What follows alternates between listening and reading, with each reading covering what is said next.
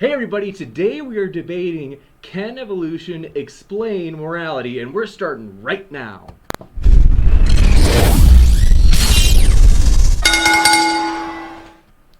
Hey everybody, glad to have you here. Very excited. So this is going to be, I don't think we've discussed it like broadly, but this is the first time we've debated it like explicitly saying, hey, yes or no.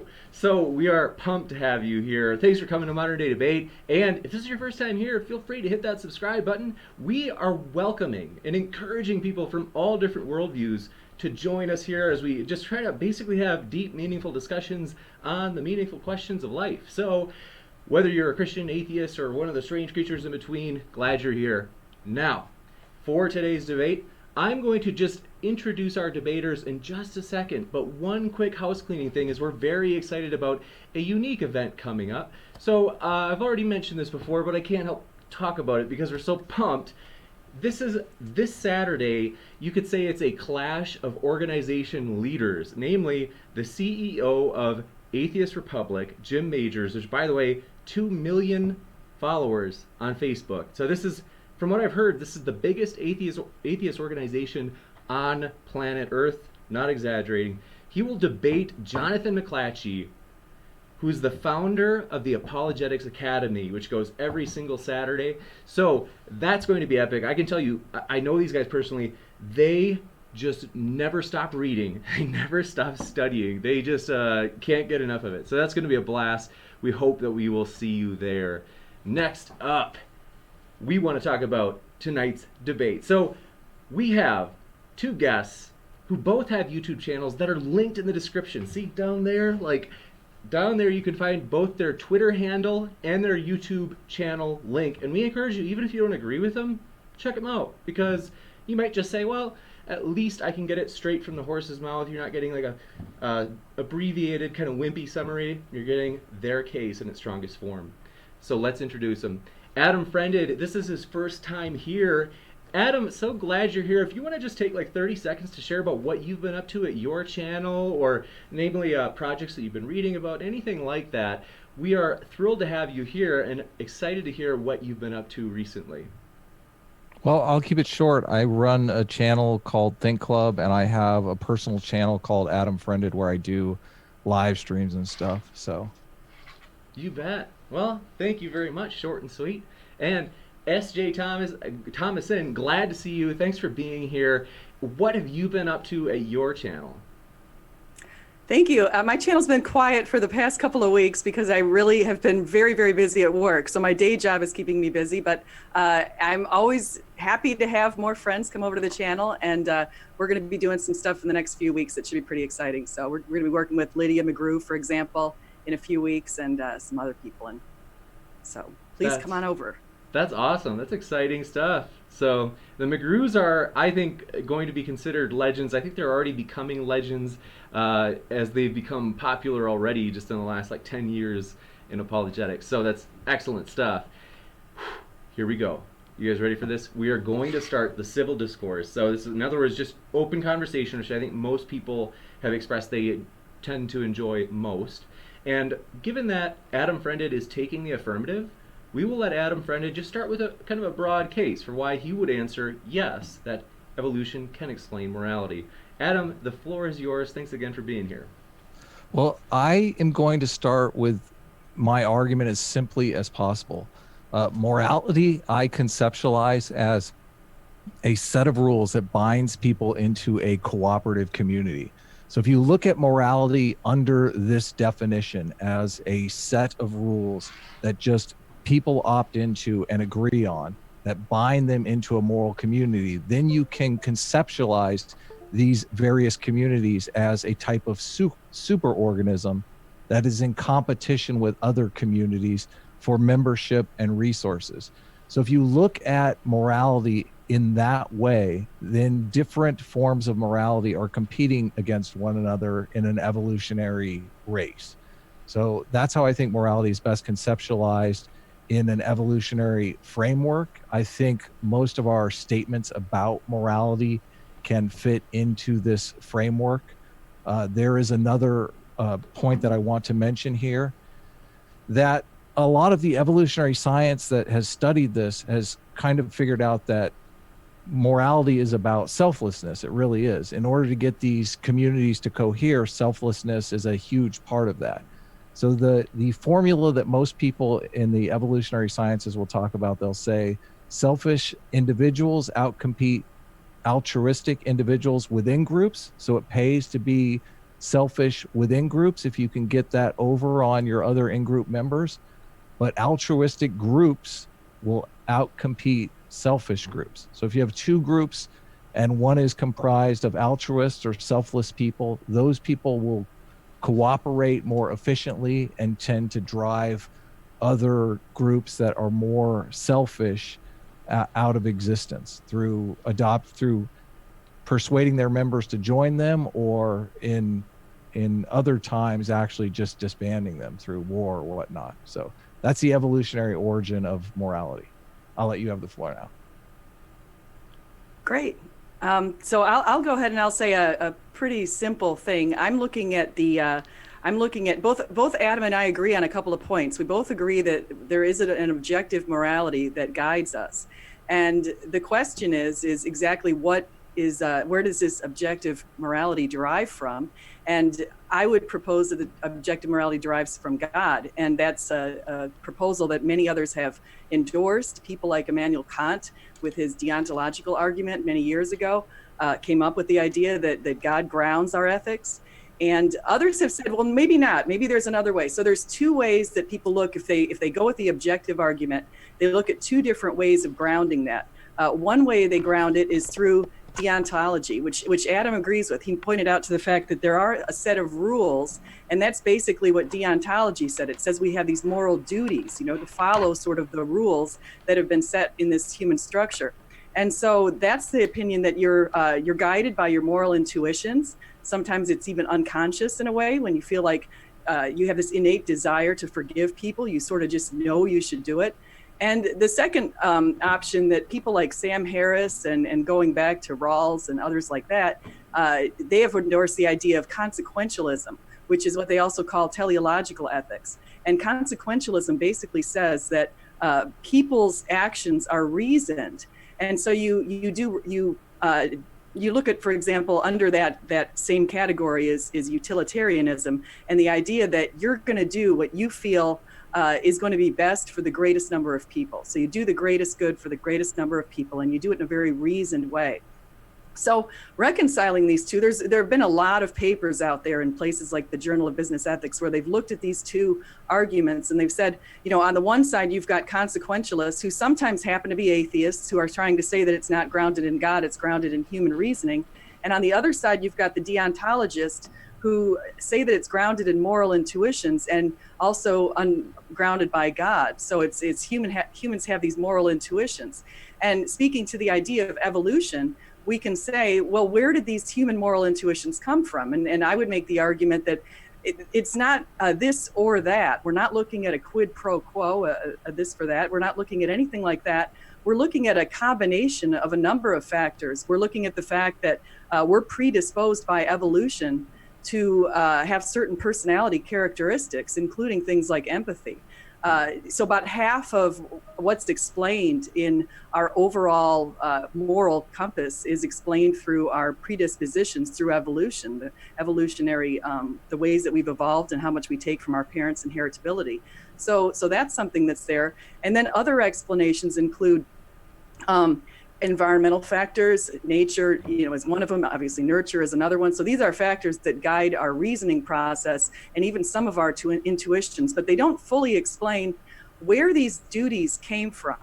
And so I'll just make the argument that the moral duties, which is really coincidental because actually we've seen a number of studies. Adam and I have both talked about the studies, for example, even from an atheist, Jonathan Haidt, and there are other studies from people like Shalom Schwartz and Kinnear and others that have pointed out a few things. One thing they've pointed out is that overall, humanity is seeking benevolence, and humanity is looking for care. They feel like care is very important. And so why do we have these universal moral values that many studies have indicated?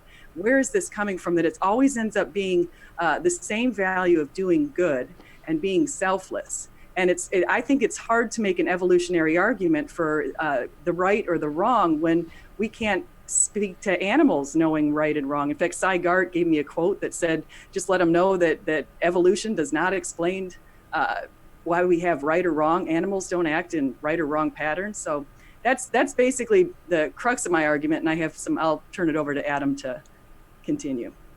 Well, I want to make my position clear on objective morality. I believe that I would best be described as a moral subjectivist.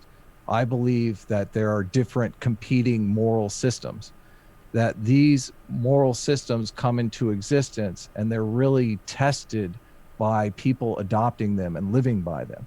And adopting them and living by them puts them in competition with other people that are adopting and living by other moral values.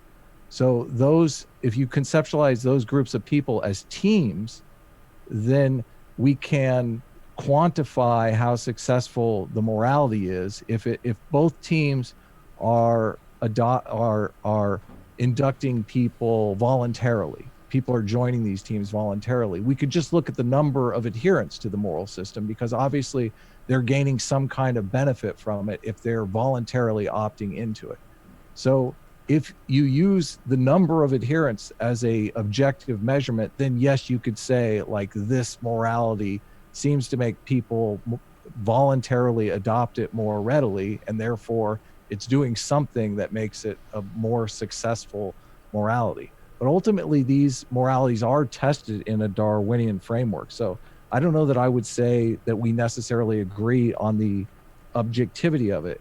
And I also think that you talk about moral duties. These moral duties can very easily be explained through natural processes, because it is a technical challenge to keep a group of people from killing each other. Like, to get people to work towards any common goal is like a feat of nature. But as soon as we were evolutionarily forced into these tribal situations,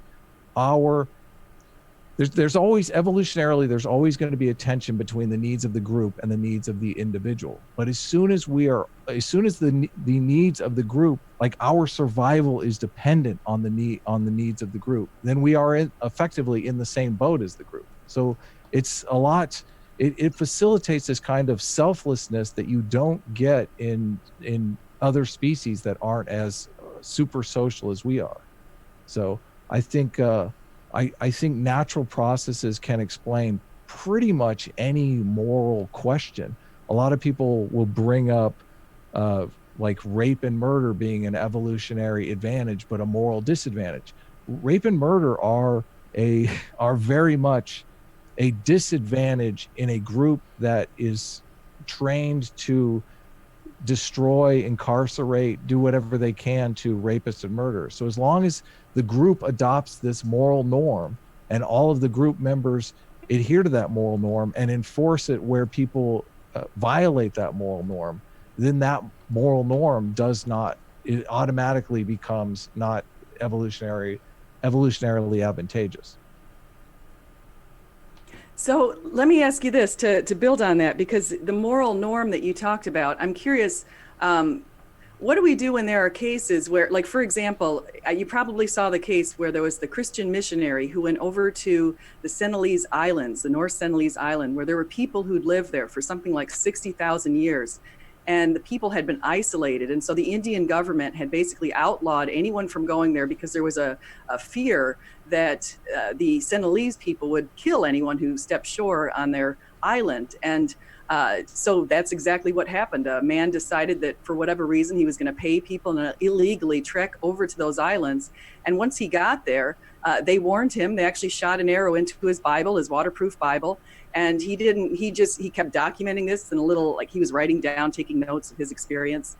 And the second time the people who had taken him over there by a fishing boat spotted him, he was being dragged by the Sentinelese along the beach because they killed him.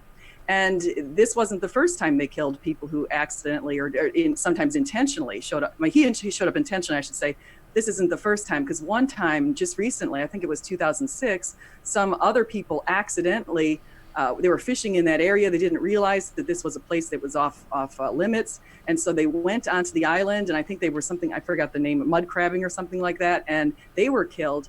And it's been traced back all the way to Marco Polo, commenting on how dangerous these people were and how vicious they were. So this goes back a really long way. And the question is, by what universal law, or as you called it, moral norm, what are they guided by? Are they protected under the same rules that protect the entire world, that we're supposed to be protected under the Universal Moral Code? The Universal Moral Code that's under the human rights designation. Are they protected by that? Is the boy who came there, or the people who accidentally came there, the fishermen? What are they protected by? And there's a few other examples where people have said, well, they're in their culture and we're in our culture, and so they should have special treatment, or this is a relativistic kind of position. So I'm just wondering, how can we impose, or should we impose our views on killing people or intentionally murdering people when we have exceptions to the rule that everyone in the world kind of came? Half the people said that this is murder, other half said, well, no, it's not. Instead, the Indian government pressed charges against the two fishermen. So I'm just wondering, my question is how, if we have a moral norm that you and I agreed on, how do we deal with applying that to these sort of special situations? There's examples in the Amazon forest down in the Brazilian area. I don't understand why we're applying our moral norms to their. I just said that we are in competition. They have a moral norm, which is kill outsiders when they set foot on the island. We have a moral norm, don't go to that island. Okay, those moral norms are mutually compatible between the two groups.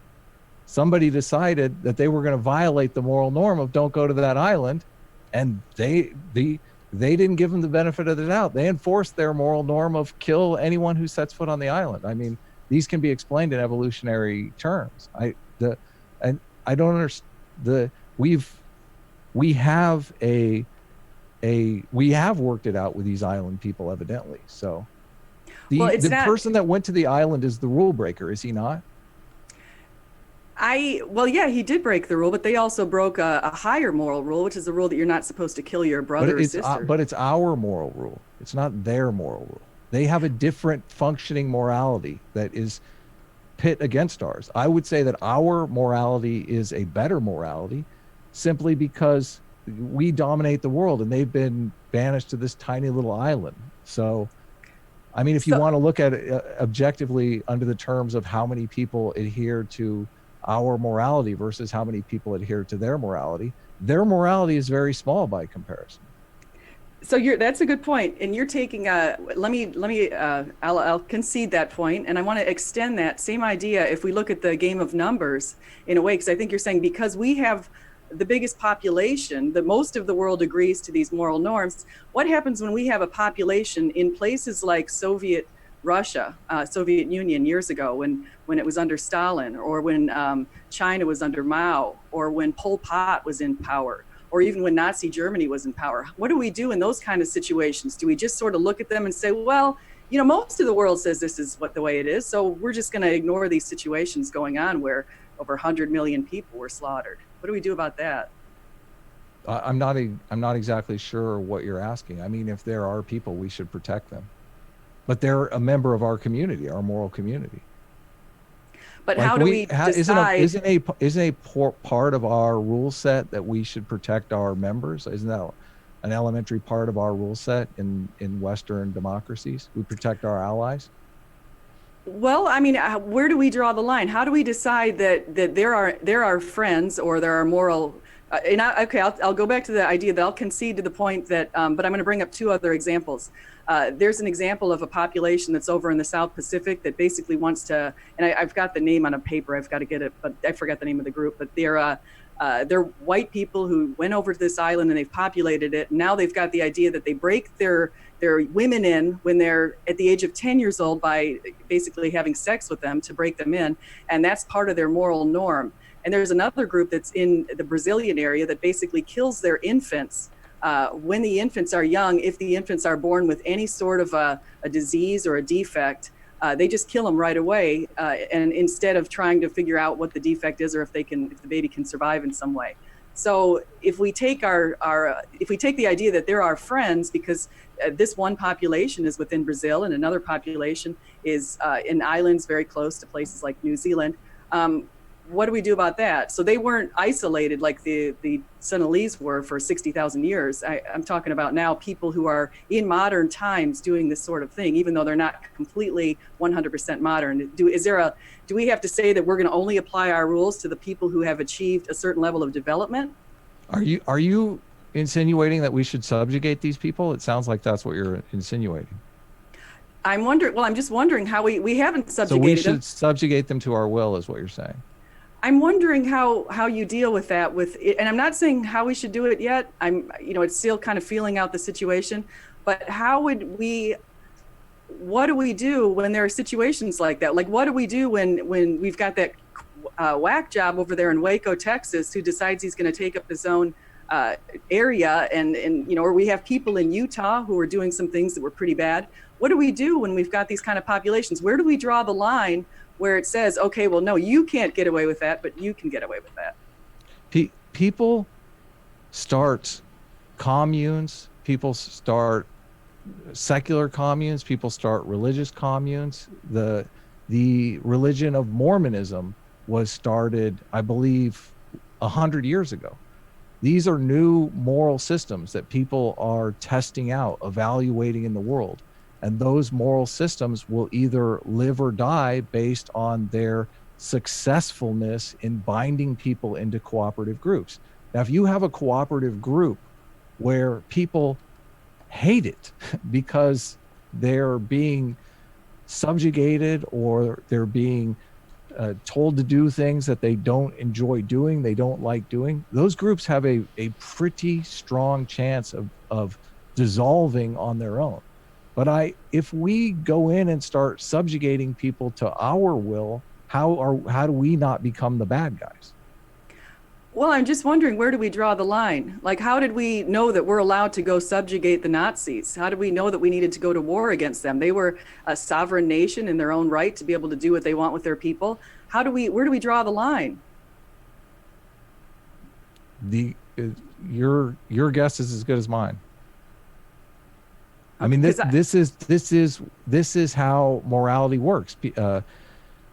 You adopt a set of rules. That set of rules is in flux. That set of rules oftentimes is tailored to the situations of the time, of the environment. So how people of today bind together into cooperative groups and how people 1,000 years ago bound together in cooperative groups are probably much different. All I'm saying here is the idea, the conceptualization that morality is a list of rules, a list of social norms that bind people into cooperative groups. That is what is timeless.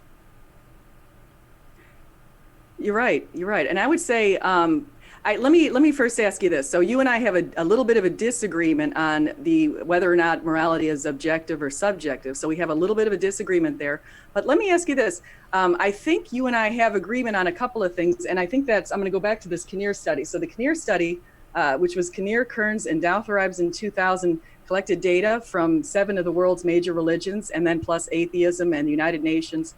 And they said that there are 4 foundations, and these foundations are commitment to something greater than oneself, self-respect, but with humility, self-discipline, and acceptance of personal responsibility, respect and caring for others, which is like the golden rule. So all major religions and atheism and humanism and the United Nations share the golden rule, which is do unto others as you'd have them do unto you, and caring for other living things in the environment. And these go back, they completely relate to what Jonathan Haidt came up with as far as care and harm and equality and those same kind of virtues. Even the Republican and the Democrat split on that kind of thing that went beyond that into authority and others, an additional focus on things like that, sanctity or impurity and that in-group stuff that you mentioned. And it also applies to what Schwartz found and what others have found. So I'm saying we have these foundations where we feel like if we look all around the world, we actually have a moral map. We have a landscape that we can use. And so from your world perspective as an atheist, in this group, even atheists agreed that we have this commitment to meaning. and to purpose. And I'm just wondering, do you feel that there's an ultimate meaning and purpose in life that goes beyond humans? I think the purpose that we are biologically endowed with is to become a part of something greater than ourselves. And I think it's very easy to believe that that is God, but I think you can find that longing in other places. I think it's why a lot of people turn to activism. And I worry that people are turning to bad forms of activism in lieu of God. So we probably have that in common. The where I think the weakest argument is, and I went back and I looked at the moral argument for God, which is a philosophical argument that morality is somehow proof for God. I think that that's a weak argument. I think people intuitively know that grounding morality in a supernatural being that will punish cheaters and slackers is a good way to enforce social norms, because people respond to that. People respond to incentives. I don't think the idea that God is the source of the rules, the list of rules, is a good argument. And I think as we learn more about morality, I think to make our lives better here on Earth, to avoid things like the Nazis and the Holocaust in the future, which I think there are plenty of evolutionary explanations for that are not pretty.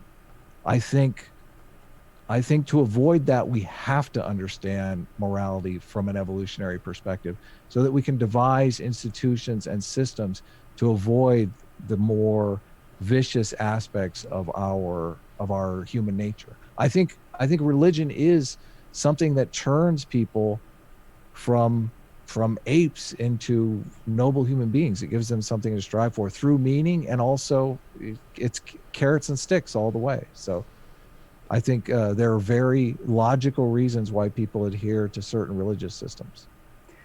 Okay, so if we were to, I have two questions. If we were going to go back and we look at the title of this video, and it's called "Can Evolution Explain Morality?" My point is, your point is evolution, and I think if I want to say, correct me if I'm wrong, is evolution can fully explain morality. And my point is that, and that would include a nature and a nurture thing, because you would adapt to your conditions and your environment and that sort of thing. My proposal is that evolution can partially explain morality, and that evolution is guided by God. So I would say that, but I would say there's some additional things going on out there. So I would say, if in fact we even know that when they've done these studies to find out what people are predisposed to, it explains a portion of your morality for sure. So what can't it explain? Just maybe we can dial in on that. So it doesn't explain our right and wrong and our moral oughts. It very well explains what we call the descriptive. It doesn't explain the prescriptive, like why you wake up in the morning and you think to yourself, I really ought to be a nicer person.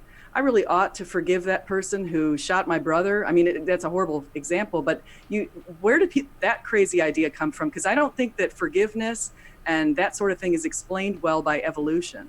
Well, that tit for tat conflict can destroy a group. So it is evolutionarily advantageous for the person to get out of bed and say, I should forgive that person. But I could also say it's evolutionary advantageous for him to go with a gun and shoot him and get rid of that person who just killed his brother, because the person's still a threat. If you're conceptualizing our moral systems as sustaining the largest number of people as possible in a cooperative community, how is crime is probably the thing that destroys communities more than anything. How is raising the level of crime going to work towards that evolutionary goal? It's completely opposed to it. Well, who sets the evolutionary goal? I just explained it to you. The groups are in competition with one another. If you have a basketball team with 20 members and you have a basketball team with 2 members, who is going to win that basketball game? Well, it depends on if Michael Jordan's on one of the sides. Mike, can I stack the team? I'll put Michael. I've got some, and the time. You understand the point. You understand the point. More No, I do members, understand more the point. members is a more members oriented towards the goal is a better advantage. Well, It it can be absolutely is. if you're in the right place. I mean, if you were in Soviet Russia, where 100 million people perished because of the horrible communist practices, well, then maybe that's not a good idea. So, Well, that I would argue that isn't sustainable over a long period of time. That's why these. I agree. That's, Actually, I'll totally agree with you yeah. on that. 100%. You and I are same boat as far as communism. It's a disaster. I mean, So they're taking short-term gains over long-term flourishing. So, and I would argue that that's why those moral systems don't last. Those moral systems are periodically tested where people subjugate other weaker people, and they don't last. They don't last over time. I'll make an argument. I'll make an argument why I think they don't last, and it's based on stuff I teach in my class. They don't last because they don't understand human motivation and what incentivizes people. And if you don't incentivize people by rewarding them for hard work and recognizing performance, you're going to have a failed society. It's that simple. That's why capitalism thrives. It inherently leads to things like innovation and creativity and entrepreneurship. And that's why communism in its purest form and socialism in the very pure forms like what we saw in Venezuela, where it was, a lot of land had been taken over by the government. In those kind of situations, you've just taken the incentive away from humans to produce. And so it's going to be a disaster for the economy overall. I think we can probably, you and I know we agree on that. Well, it's a little off topic, but aren't all moral systems, can't they all be traced back to selflessness in some way or another? I think, that's a good question. I don't know. I don't know how. I know we can posit it. We can say that it's traced back to selflessness, and I think it's a wonderful thing. I think both of us agree that that's the ideal. You want a selfless society, and people have realized that you feel better about yourself when you're helping others than when you're helping yourself. You notice that? Right. So I think there's something there that is innate, and it could be through evolution partially. My argument is not that evolution can explain morality 100%, it's that it partially explains, and there could be some factors. But let's go back to, have you read Plato's Republic? A long time ago. Because I always thought it was really interesting what he proposed there. He took the idea and he looked at it kind of in the opposite way. He looked at, in the society he lived in, they realized that it was an ideal, and this was around 300 something BC. It was an ideal to be selfless. And he said, well, what happens if it switched? What happens if we evolved instead to be selfish and greedy? And those were the values that we all cherished. And what would happen to society there? And it was kind of an interesting mind game, because you thought to yourself, now, why did we evolve this way? What if we were on a different planet with some sort of different conditions? Why did it turn out that we moved in this direction pretty uniformly if you look across the planet? For the technical reason that larger groups have an advantage over smaller groups. All right. So, and yeah, I would say, okay, that's fair. That's fair to say larger groups have an advantage. But what if the larger slave army against a free army? Who's going to win? Yeah, well, I guess, yeah, I'd still want to have some conditions there to ask. But let me ask you this. There's one thing that has always made me curious, and I warned you I was going to ask you this. So you were prepared. Hopefully, or you kind of know I'm going to ask you. So I watched a lot of your videos, and you end them in the same way, and this speaks to this idea of meaning that relates to morality. At the very end of a lot of your videos on Jordan Peterson, you have this same quote, and I love it. It's Jordan Peterson talking, and he says, "It isn't that your life becomes neutral in a meaningless sense. It's that your life becomes characterized by unbearable suffering." And then you repeat it twice, unbearable suffering, unbearable suffering. And Jordan Peterson actually sort of grounds morality in the idea that all humans suffer. And so why is this how you end your video? It's baffling. I don't get it. So, because you don't look like you're suffering. You laugh, you look like you're having a pretty good day. So why is this the ending of your video and all your videos? I think there is a lot of suffering in the world, and I think it predisposes us to optimism. If you expect suffering and things are better than suffering, you tend to feel better about yourself. When you expect everything to be great and things don't turn out that way, you end up disappointed. So I feel like it's a better outlook on life. I really think it is. And you will encounter, I believe the reason Jordan Peterson says it is because there are every single one of us is going to encounter challenges in life, and it's the idea that we should be ready to embrace those challenges, that we should be ready to step up when those challenges present themselves, even when they attempt to destroy us. We should be ready. So I think it's a good idea that we should keep with us. So, but I agree. So it sounds like you're in agreement with me on the evolution explaining morality. If I Partially. could, yeah, I would partially. say I still think there's Well, I mean, I think maybe you we could, maybe I could ask you a couple questions before we go into Q&A, just because I'm curious. I know that the theist community has a big investment in this morality is evidence of God. I don't know that investment is well placed.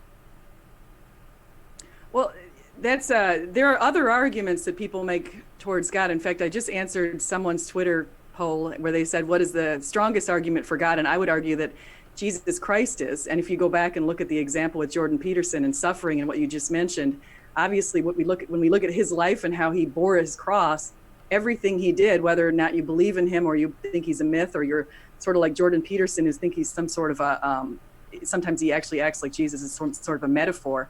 But when you look at that, it's kind of interesting because that explains much of life. And that to me is the best explanation. I mean, that is the number one something that points to God. You had a man who came to the earth, who showed us exactly how we should live and the morals that we should embrace. And then he died and his apostles believed in him despite persecution. So I just look at that and I say that's the number one. The morality argument, even a lot of theists think it's one of the weaker ones. They prefer in fact, I've talked to atheists who think the teleological argument, meaning the idea of design and that sort of thing, to them is the strongest argument. And then I've talked to, but they don't believe in God. They think it's strong, but it's not. It's out of the bunch. They think it's the one that has the most potential. And then I've talked to a lot of theists think the cosmological argument is the strongest. So I think that the morality argument is a very tough one because it's not won as many votes as the other ones. So the understanding morality from this evolutionary perspective isn't a threat to any theological arguments other than that, as far as I can tell. I don't find it. I honestly don't think it's a threat. No, okay. Because I think that, and in fact, I've studied a lot of people who've been talking about morality and evolution, what those arguments are, and I just want to throw one out there in case people want to find it, or I can send it to anyone if they'd like me to. I can send it to James and he can link it in here. But there are two studies, and it was a I shouldn't say studies. There was a debate that happened between a guy called Michael Shermer, who's an atheist, and Christopher Miller. And I think I sent you those, a couple of those articles, or maybe I didn't, but I meant to. But there's a debate, and so one person said God is real, objective, and morality is real, objective, and supernatural. That was Christopher Miller, and you've got Michael Shermer saying morality is real, objective, and natural. And so Shermer went down the whole evolutionary path, and Christopher Miller went down a different path to try to explain everything backed by God. He used the typical, if there is objective morality, then God must exist sort of argument. And he talked about the moral grounding having to be something that's superhuman. It's beyond cultures, it's beyond our individuals, so it's beyond people like that. It's sort of a global thing, which speaks to a transcendent source. And so that was the argument that he made. But I think that it's not really. I don't think that we should say that evolution doesn't occur. It's been shown that time and again that. We have lots of examples of why we should endorse many aspects of evolution. Yeah, we subvert evolution all the time in medicine, and I feel like the next stage is to subvert evolution in morality. But in order to do that, we have to talk about it in specifics. There's a quote from a Jonathan Haidt paper from 2000 that always rings true to me. Barron has demonstrated that people following their moral intuitions often bring about non-optimal or even disastrous consequences in matters of public policy, public health, and the tort system. A correct understanding of the intuitive basis of moral judgments may therefore be useful in helping decision makers avoid mistakes and in helping educators design programs and environments to improve the quality of our moral judgments and behaviors. So this study, I think, is very important, especially when we're living in such a toxically polarized atmosphere where people are just addicted to rage bait on the internet and all these things that our society is producing that is just bad for us, stressing us out, making our lives miserable. I think if we understand our moral intuitions and we think of it very much in terms of morality is really designed in scare quotes, obviously. It's an evolved process that has made modern civilization possible, I would argue. It's domesticated us, it's civilized us. There's plenty of studies that things like monogamy, things that we've kind of discovered through this inherited wisdom can be validated through scientific means. And I really think that is the future, is using science to validate ancient wisdom and to tinker where we've got it wrong. I don't think you disagree with me that religion has changed over the centuries. I agree with you that. And one thing that I like that I think you and I both agree on is that religion does have some value for people. And you've even pointed out in a different video of yours that you've seen a study where that said that people, if they think there's some external force or person, or maybe even a parent when you're a little kid, if you think there's someone watching you and holding you accountable, you're likely to act better. And if you have a personal God, that's going to happen. And so there is some intrinsic value to religion as far as setting morality.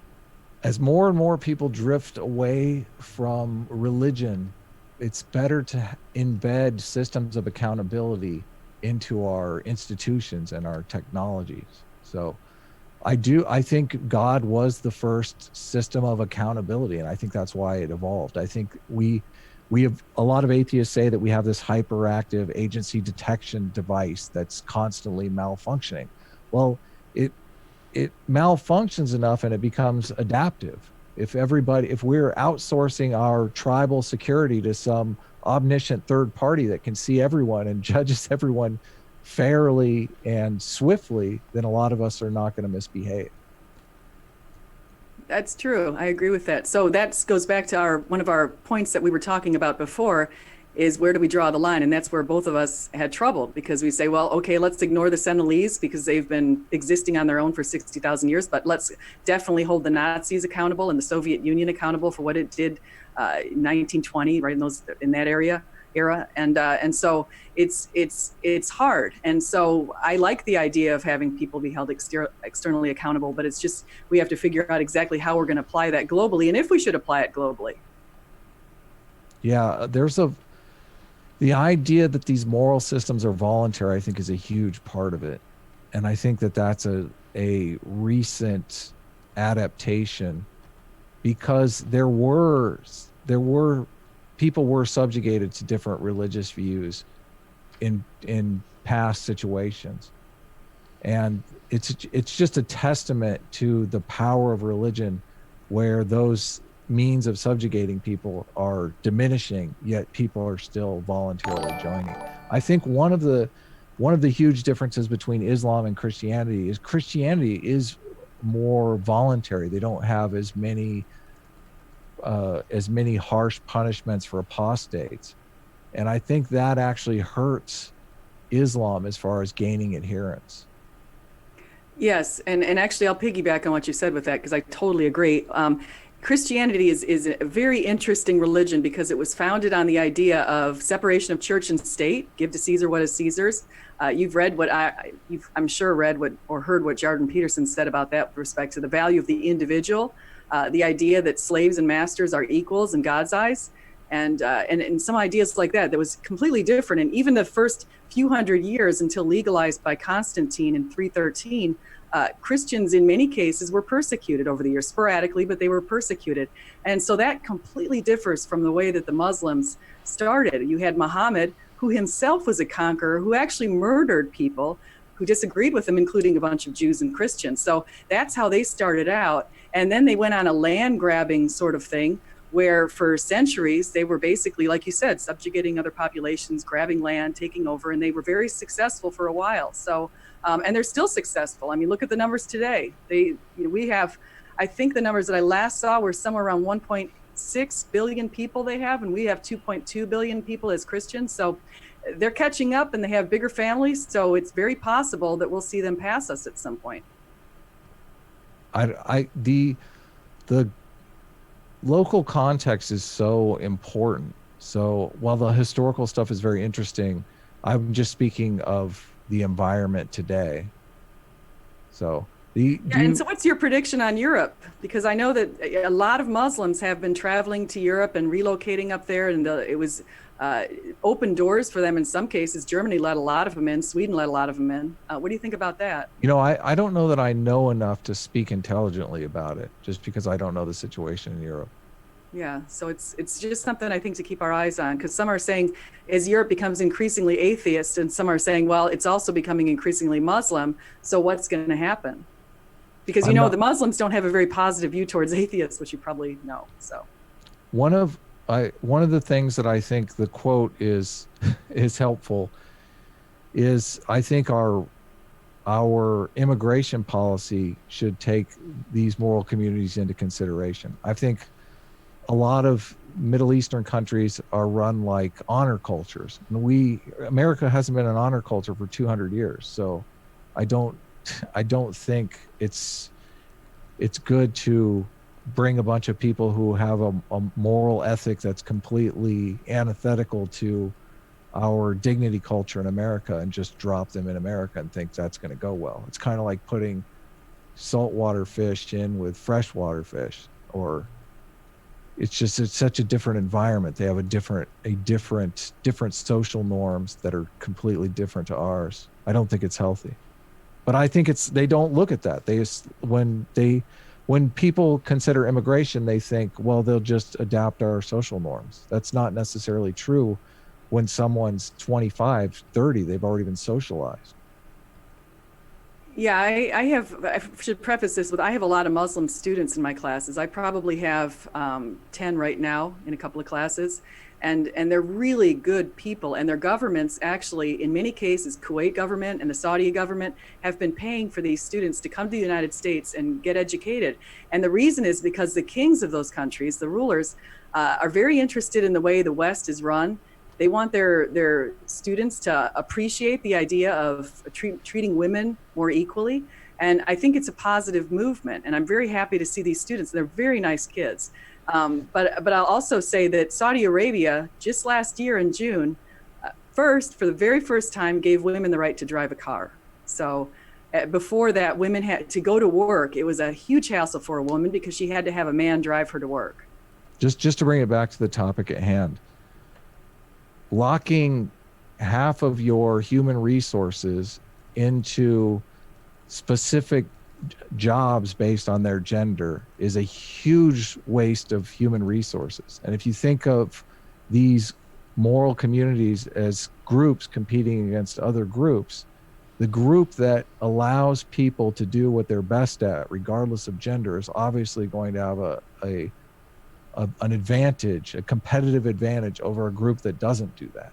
So I think that's one of the reasons why the West has surpassed other places in the world that have held on to gender norms for longer. So, but do you want to move to questions, because we're drifting off topic, and I'm curious if people have questions. So good timing. I was just about to say that, so I appreciate that.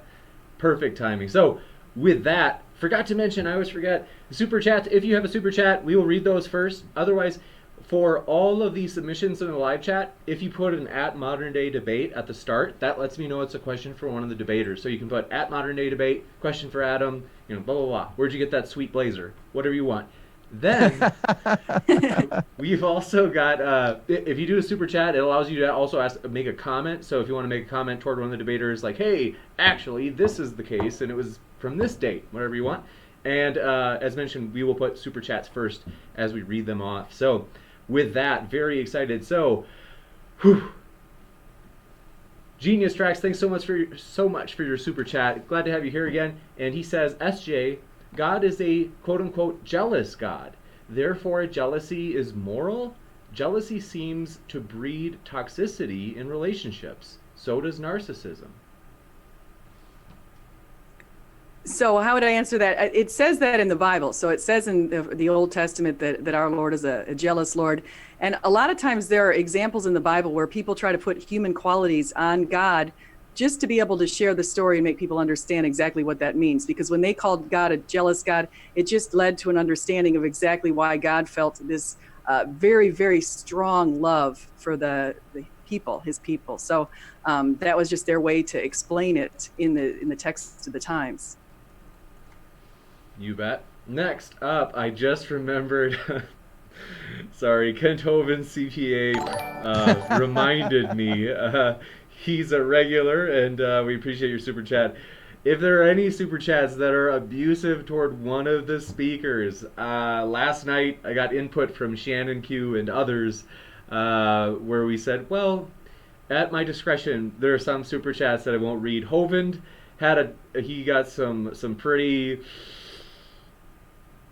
vitriolic super chats the other day. So that's just a new policy that we're doing. And so just to warn you, if you send it and it's brutal, we will not read it. So with that, Kent Hovind CPA, let me read and scan this.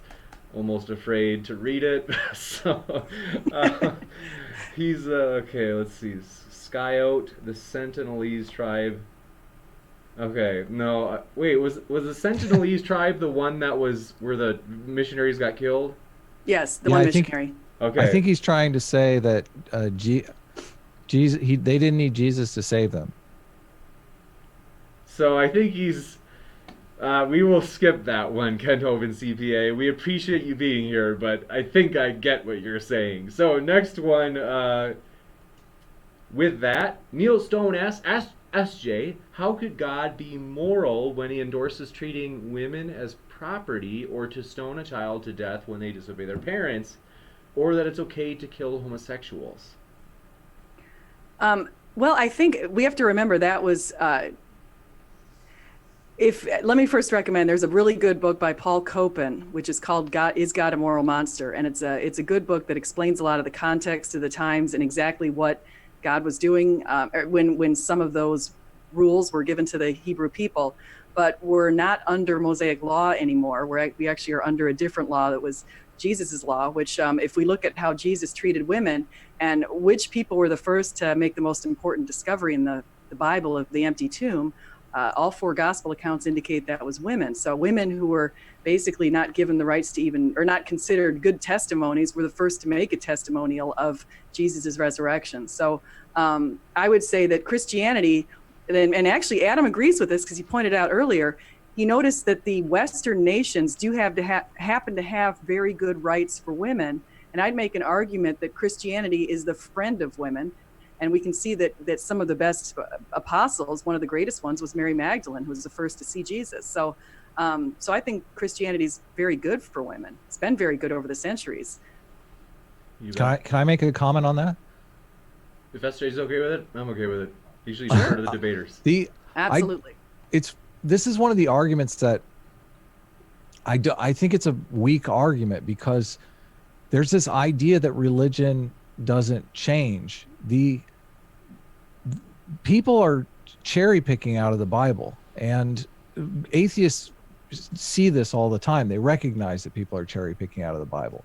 So you're building a moral system from what you like and throwing away what you don't like. So judging the moral system of 200 years ago, 300 years ago, 1,000 years ago is not the moral system of today. We don't see this in our environment where women are being oppressed in most churches. I mean, I'm sure you can find places where women are oppressed, but a lot of times, you see cases on the news where they run away, they get out of those places. The Mormons lose their membership all the time because it's too oppressive. So I think it's a little bit of a straw manning of modern day Christianity to look in the Bible for whatever incendiary thing you can find and say people adhere to that. Most people would just outright deny that part of the Bible, and we should commend them for doing so. Well, I like that Adam said that. So thank you, Adam. I appreciate that you took that position, because that is maybe not popular among some of your peers. Well, I want us to have the best arguments that we can have. So You got it. We appreciate both of your answers, and thanks for the question. So, Crag Nightwolf. Oh, I should have read yours first.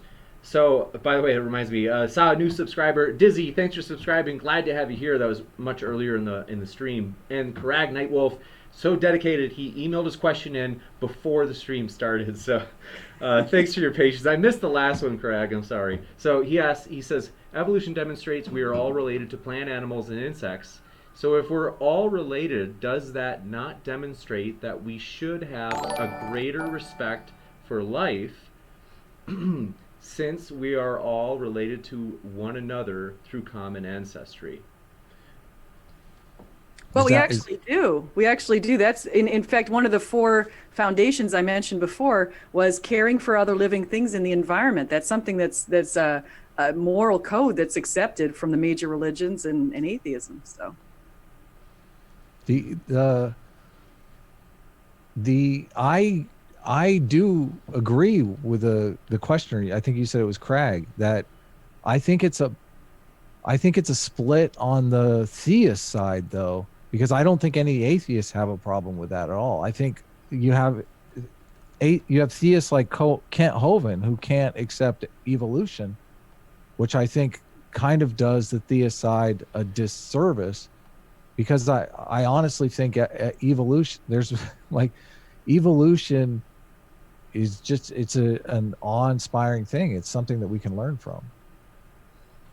You should probably point out that Cy Gart was talking to Kent Hovind on your channel not too long ago. And Cy is a scientist who supports evolution and who's a Christian, and Kent has the opposite position, but he's a Christian too. That's right.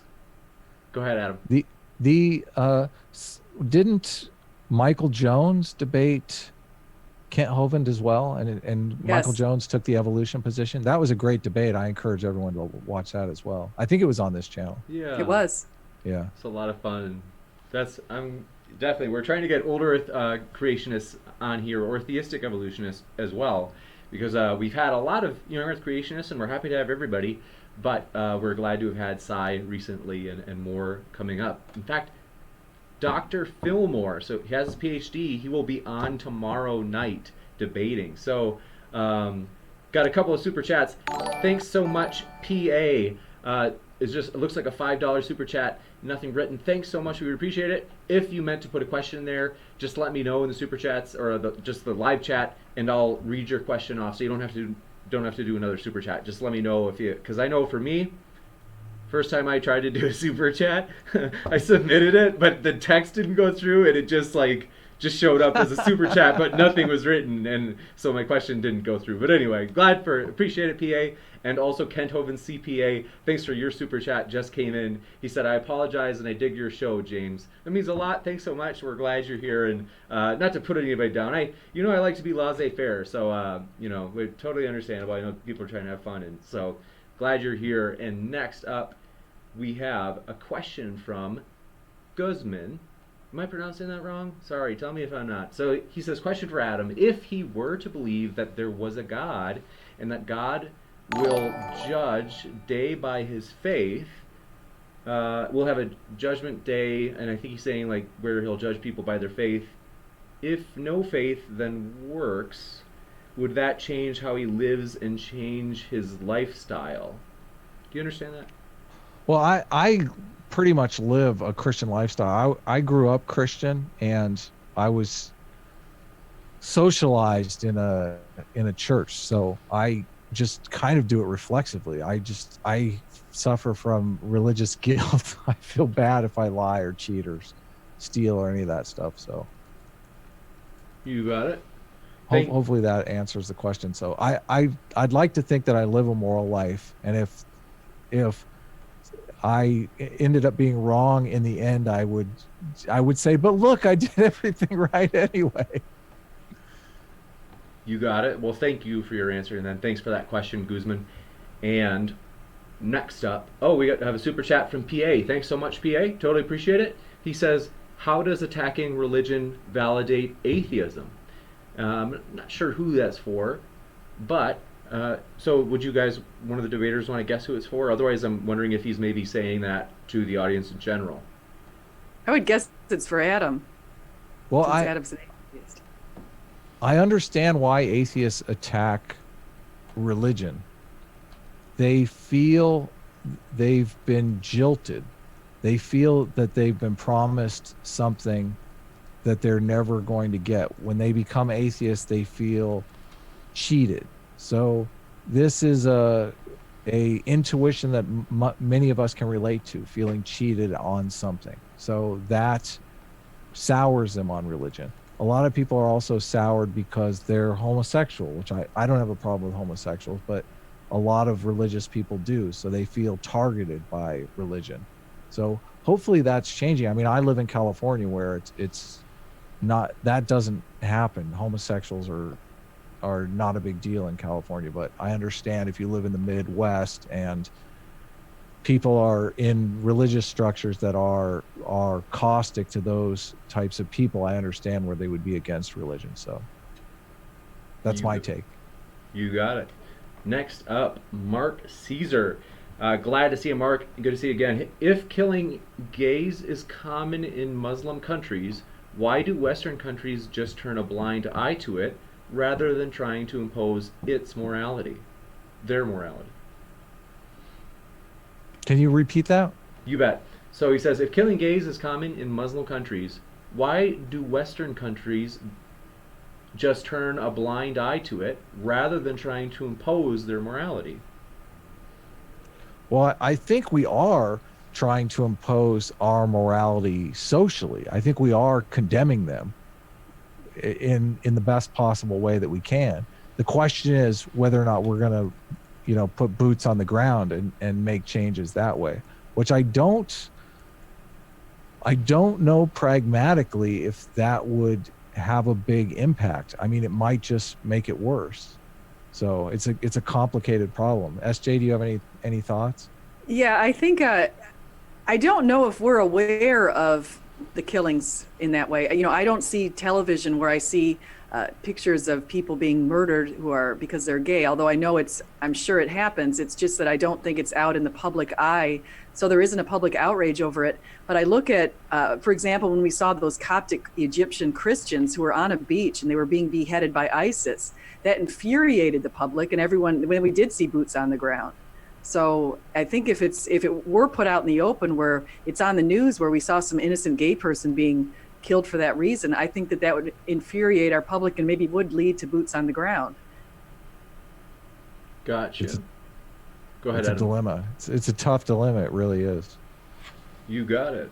Well, thank you both for your answers, and thanks for the question. So, writer John Buck asked for Adam, do we have a similar evolutionary explanation for psychopathy occurring in individuals? There's a few different ideas on how psychopathy develops, but I'm not sure how that fits in with morality. They usually they prey off of people until they're found out and incarcerated or taken out in one way or another. I can piggyback on that. 1% of the world's population is considered psychopath, and about 3% are considered sociopath. And they're an anomaly, obviously, because it's such a small percentage. This is obviously not the evolutionary favorable position to have. And the idea with people who are psychopaths is they lack empathy. And studies have shown that empathy is hereditary. So if you lack empathy, you lacked that hereditary, it didn't get passed down, that gene. So it is something that's evolved, but because I think we're looking at such small numbers, fortunately, it's not something that was favorable in the long term. Gotcha. Totally appreciate it. Next question. Writer John Buck, again, question for SJ this time. If moral oughts are grounded in God, and since the world we exist within has breaches in those oughts occurring, is this an indication that God couldn't have created the world? Can you repeat? Some of that kind of went out on me for a second there. Can you repeat that? You bet. I'm sorry. No problem. He says, if moral oughts are grounded in God, and since the world we exist within has breaches in those oughts occurring, is this an indication that God couldn't have created the world? I wouldn't say so. I'd say what's really interesting is how the entire world seems to have this conscience. I mean, even if people are a psychopath, they still know right from wrong. They just really don't care. But the world just has this sort of moral conscience. And if you go to the Bible, it says in a few places that the conscience comes from God. He says, your consciences will convict you. And so I think that supports the idea of God. So let me do a quick distinction. And I haven't mentioned this one in other talks yet, so I did save this one for this one. But there's a study called the Globe Study. And in the Globe Study, they distinguished what they called our practices from our values. And the values in that particular study were the oughts, the should-bes, and the practices were the as-is values. And they found that the as-is values do differ from the ought values or the should-be values. And we see this across study after study after study where we have our should be. We know we should be benevolent, however, we're more hedonistic, or we know we should be good for the environment, however, we're out there dumping oil into the Rio Grande. So those are a couple of examples of, but when you do these things that are wrong, like Adam said, and I would say the same thing, and I would say even atheists who are raised atheists would know that, hey, I feel really badly about that. This is, you hurt somebody and the next morning you wake up and you feel guilty. You can't get rid of the guilt. And it's kind of funny because do animals feel guilty, the next day or 2 weeks later, or does it get worse when they think they get away with something and then they stole the food of another animal and then 6 weeks later the animal feels badly? And I don't think so. So I always wonder where that comes from too.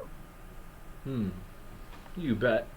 Thanks for that. And next question. So Yonder asks, if we are biological machines, why are we conscious and self-aware? Is that aimed at anyone in particular? No answer or no name. I mean, self-awareness is an excellent tool. Planning for the future is an excellent tool, excellent survival advantage. You bet. Thank you very much. SJ, unless you had something, I'll move on to the next one. There are a lot of people who make the argument that consciousness gives support for God. So I'm not as familiar with those arguments as I need to be. So I won't add on to that, but I'll say that argument's out there. There's a person called Alvin Plantinga who makes a lot of arguments about that. You got it. Excellent. Next up, writer John Buck asks another question for Adam. If all people decided to abort autistic people, would the population be considered a valid evolutionary morality for the survivors? I'm not certain. I mean, the whole idea about morality evolving over time is how it affects the group. So a lot of times you're worried about unintended consequences. So, I mean, if that action causes instability in the group, foments conflict and resentment in people, if people are forced to do things that they don't want to do, I think there's a good argument to be made that could be detrimental to the survival of the group. So it's more, it's a way of thinking about morality that moves away from, I often feel like people are taking a too granular look at morality. They want to examine one statement. They want to say, how can we prove murder is wrong? Like, when you really need to look at it at the level of the system. And especially when we're in huge societies now, it's difficult to say how different things affect society. There's an ongoing debate over abortion, and I honestly don't know which way that is going to go. It could be like we made alcohol illegal and went through prohibition and discovered that was a bad rule and we took it back. It could be abortion ends up in the same way. So these things play out over time. You bet. Thanks for your answer. SJ, if you had anything to add, otherwise we'll jump to the. Well, actually, technically it's for Adam. So, next one for Adam. This is from Nick J. Thanks for your question. He says, "Why would you elucidate your definition of morality is correct, as opposed to objective morality? And is there any scientific research that can corroborate your stance?" Well, the scientific research is by Jonathan Haidt, David Sloan Wilson, E.O. Wilson, Joseph Henrich. There's a lot of researchers that have put out books, so you can look into this idea further. The problem that I have with objective morality is really one of terminology. The whole idea behind objectivity is that we have a agreed upon measurement. So if we want to say how tall is somebody, we can get out the tape measure, and we may have a disagreement over which measurement we prefer. You know, the Europeans like this crazy metric system. I don't know why they wanted to do something like that when we have good old American inches. So we they don't think ours is as logical. So, but we can differ on the measurement. Somebody can say, well, I think you should measure based on human flourishing, and somebody says, well, I think you should measure based on the suicide rate. You know, if the suicide rate is high, obviously people aren't happy in that society if they're taking their own lives. So, but these are objective measurements. The happiness index, I think, is a terrible metric, even though people will try to make happiness objective. But I mean, GDP is a measurement. Household income is a measurement. These are objective measurements. So I just think we're not, when the idea of objective morality, I just want people to actually respect the fact that objective means an agreed upon measurement. See, I don't. I mean, when I say objective morality, I mean that it's not subject to the opinions of people. It's something and I would say the idea when I say agreed upon means that it's just been something that's transcended populations. Like, I wouldn't look at the items that you posed there, because that speaks to consequentialist things. You're pointing out the results. For example, you're pointing out that maybe a good society leads to a society with a high GDP. Or a good society leads to a society where a lot of people are free. What is a good society? Well, that's the problem with consequentialism, is because it identifies the good as the right and the right as the good, and it's a circular argument. So I don't explain consequentialism to me. You're labeling me a consequentialist. I'm saying that if you adopt a certain set of rules, and that set of rules gives you better outcomes as a consequence of adopting those set of rules, I don't see how that's a circular argument at all, because it's dependent upon the set of rules. He said, there's a quote here I've got from a person called Grissage in 1978. He said, the problem with consequentialism, and that's the idea where you basically say people reason, they think of a consequence. We'd like a happy life. Or Sam Harris says, we'd like to maximize our well-being, and we're pleasure-seeking people, and that kind of thing. And he kind of focuses on the idea that we should do whatever it takes to maximize well-being, and people should be happy. And I know you said you don't go for the happy idea, but Grissage said we try to define good independently of right, and right in terms of good, and you find that it's a circular argument. And he's right when you think about it that way. So, well, I don't necessarily understand. I usually conceptualize good in the concept of morality as selfless and bad as selfish. And I feel like it's a lot easier to make heads or tails of these debates when you do that, because good is nebulous. Good is hard to define. When you define it in terms of, we all know what selfish is, we all know what selfless is. Yeah, no, and and you and I can agree that those are valuable. We look at whether it's good or bad or right or wrong. There are a couple of questions there. Right or wrong speaks to our moral duties, and good or bad speaks to our moral values. So we can determine something's good, it's a good value, because it helps people. We look at the consequences of that value. When people act in selfless ways, it maximizes the group's productivity or the group's survival or whatever it is. So I agree with you on some of that kind of stuff. Okay. Gotcha. Thank you very much, both of you. Next up, forgive me if I mispronounced your avatar name, Hello, my question is for Adam. My question for Adam is to have a society where we all agree on morality would obviously cut out some people who will not agree. Are you in favor of removing some?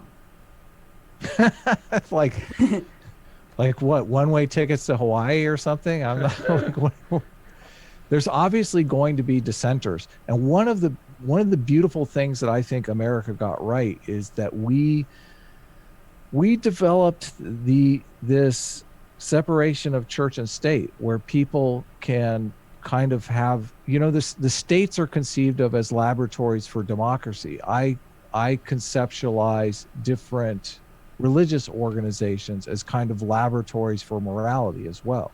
So they're all competing for membership. And if we're in a place where members aren't forced to be members, they have to persuade them to become members, then a lot of times the religions can't get too nasty because they'll lose their membership. And I think that's a structural advantage in our favor. You got it. Thanks for that. And a super chat just came in. This is how you know you're cool, SJ. Brian Stevens said, just wanted to tell SJ she is awesome. Thanks. I spotted that. So nice. Thank you. Usually people don't say very nice things in the chats. I usually try to avoid them. So I've been watching it though tonight. So That's funny. So also super chat. Thanks so much, Pragmatic Culture. We totally appreciate it. He says evolution may explain why people believe certain things, but it doesn't justify those beliefs. That's why we need metaphysics. So, not sure. I would agree with that. Yeah, I my intuitions tell me to agree too, but I'm not exactly sure why. I'm a little skeptical that we need metaphysics, but I don't have enough information to really know. You bet. Interesting stuff. I like it. Next up, writer John Buck. I think we probably won't get to every question. Sorry, friends. It's just that we actually have a double header tonight, so I'm actually gonna have to go in maybe 4 minutes to get set up, contact the other debaters. So tonight at 9 p.m. we will have a creation evolution debate. A lot of fun and a new guest there as well. So I'm gonna try to cruise through as many as we can though. So writer John Buck, question for both: can people's institutions of what is right or wrong be incorrect when played out in reality? And is this any indication of moral subjectivity or objectivity being true? I think, yes, people's moral intuitions are wrong all the time. And I don't know if it's an indication of subjectivity or objectivity because I don't know how you're defining those. See, I think people have moral intuitions to do the right thing, but I think that's why guilt comes in. I think we know what we should do, and the studies have shown again the idea of benevolence and those sorts of things, and then we find what we actually do, and sometimes it's pretty awful, and you act jealous and you do things that are mean to other people, you hit somebody, you do something bad, and then you feel guilty about it, and that's the idea that you've got that compass that's constantly nagging at you. So yeah. Interesting stuff. Next up, Skyote says, narrow it down. Ask, is it absolutely morally wrong to torture a child for fun? Why no God? I think he's maybe saying with no God. So that's for Adam, I'm sure. I think torturing a child for fun is off the charts on the selfish end of the spectrum and is morally repugnant. You got it? I agree. Thank you very much. I agree on that. Everybody's in the same boat. Tech 8. It's a shocker that we're in agreement on that. I know. Obviously, come on. These emotional arguments, my argument is really about the conceptualizing of it. And it is selfish. It's completely selfish to torture animals, to do all these things that we think of as immoral. They're immoral because they're selfish. You got it. No problemo. Next up, Tech Angel, thanks for your question. Please ask SGA if she has personally used the population growth rate formula. And if not, then why? If so, what did she learn? I have not personally used the population growth rate formula. but I monitor how much we're growing. I mean, what's really interesting that I don't know if everybody knows is the Population Reference Bureau actually looked at the world's population and estimated how many people have walked this earth. And it found that the estimate's 108 billion people have walked the earth, and 57% of those have walked it after the year zero, or the year one, I should say. There's no year zero, but after one. So I think that's pretty interesting when you think that humans have been on this planet for over 100,000 years. Some indicate even double that. So for the last couple of thousand years, we've grown quite a bit. So you got it. Super interesting. Next up, I think we're gonna get through these. Standing for truth. Question for SJ. Coming after you, SJ. What is your definition of evolution, and how does your definition of evolution demonstrate apples and dinosaurs are related? I haven't figured out about exactly how apples and dinosaurs are related. I have this view of evolution that's consistent with a Hugh Ross view that actually goes back and looks at what happened during the Cambrian age. And so there's that particular view does distinguish whether or not somebody came into this world in a non-conscious life, like as an apple, or in a conscious life, like as an animal. And in that particular position, there was a Cambrian explosion. And so my definition so I don't know exactly how that happened. I'm in the I don't know camp on that. But I do know that the traditional definition of evolution is just that life has adapted to its environments, and sometimes life veers off in one way. Say a dog or something, dogs go one way, and I shouldn't use dogs as an example, so someone will say that's bad. So I'll say lions. Lions might go one way, other lions go another way, and if over time they start adapting to their new environments, at one point they might not be able to breed anymore with each other. And so at that point, a new species is formed. You got it. Thanks so much, and thanks super duper thank you to PA for your super chat. We appreciate it. He says, if aliens evolved on another planet and produced the same morals, wouldn't that mean that morals are objective and fundamentally teleological? I would say, yeah. Go ahead. Well, teleological refers just again to consequentialist ethics. So it's part of the objective framework. So the interesting thing I would suggest is just look at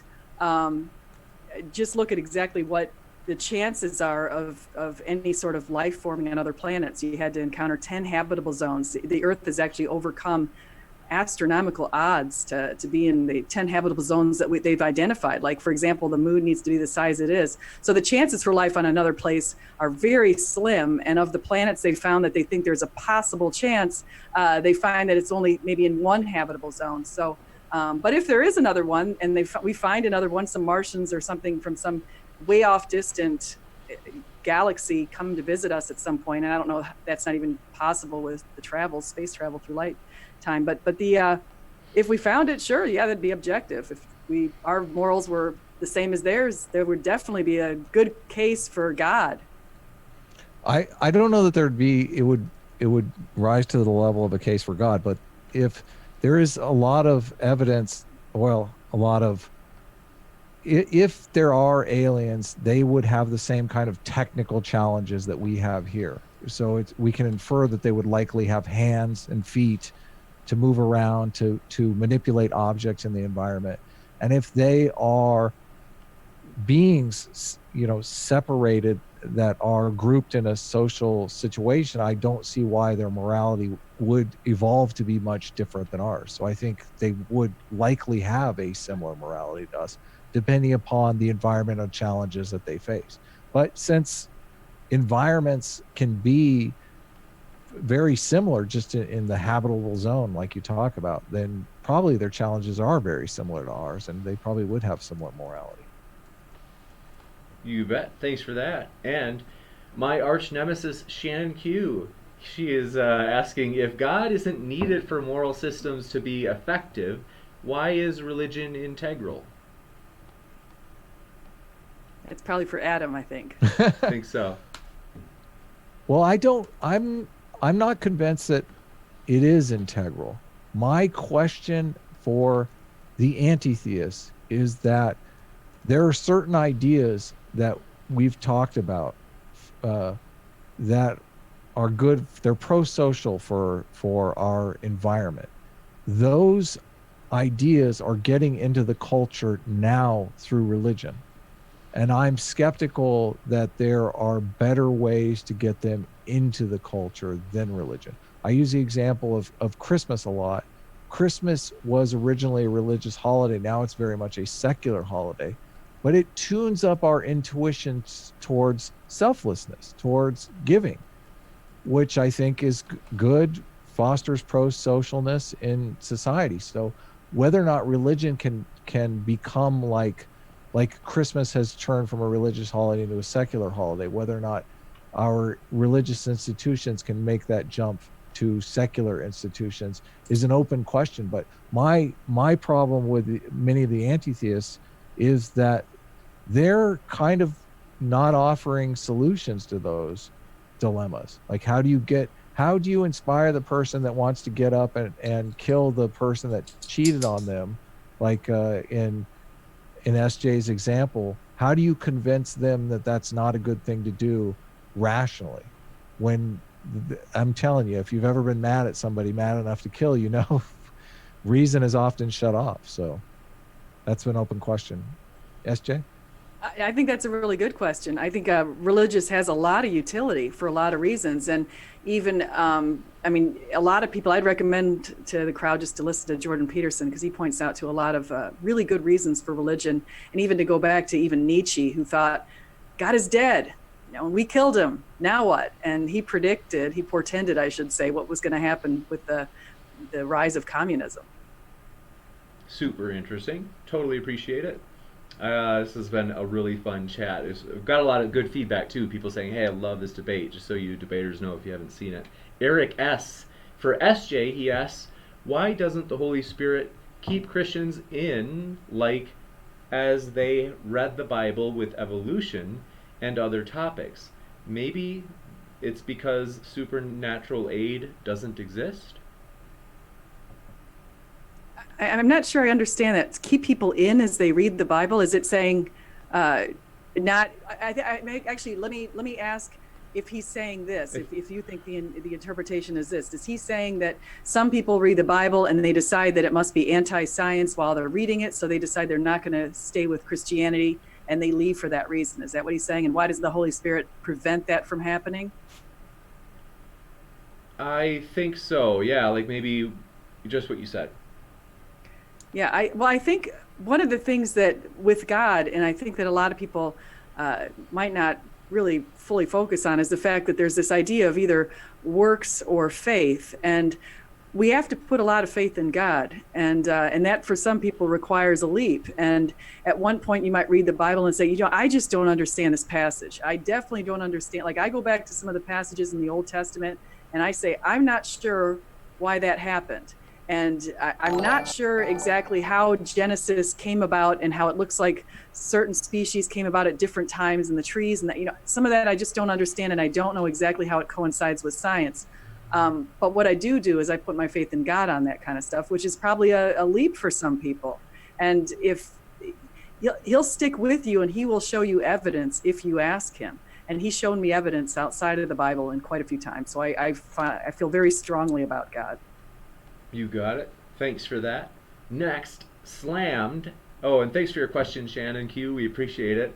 Slammed asks, question for SJ. I may have missed it, but is she a theistic evolutionist? Yeah, I'd say that. You got it. And also thank you for Eric S., who that was the last question. Shannon's was the one before it. And thank you, Slam, for your question. We got through all the questions. I didn't think we were going to make it. So with that, we will wrap up quickly just because we want to get ready for this next debate, which is we have a new guest coming on tonight. That'll be a lot of fun. It's always great. And also, we are, as mentioned, very excited for this Saturday's battle of the organization leaders. That will be a lot of fun over the resurrection. So with that, I want to say thanks to the debaters. They have, even though it's true they love debating, I'm sure, and I'm jealous of them because I can't wait to do it myself again, but nonetheless, we want to still say thanks that they chose Modern Day Debate, that they came here. And so next would mention their links are down in the description. And even if you don't like them, if you're just like, oh, that S.J. Thomason, well, you know what? Once you get to know her, you'll actually like her. You know, she'll grow on you. So same thing with Adam Friended. And want to encourage you, check him out. So thanks for that, and have a great night. Keep sifting out the reasonable from the unreasonable, everybody.